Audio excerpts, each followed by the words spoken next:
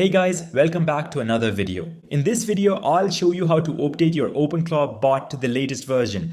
This will be a quick and simple guide on how to check for updates and make sure your OpenClaw installation is fully up to date. Let's get started.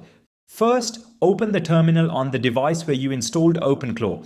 This could be your VPS, a cloud server, or your local PC. For example, if you're using a VPS, just connect through SSH and open your server terminal.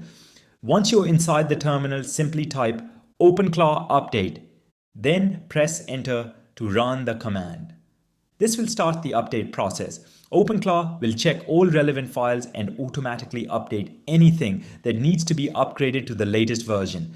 Depending on your system and internet speed, this may take a few minutes. Once the process finishes, your OpenClaw bot will be fully updated and running the latest version. And that's it. Quick and easy.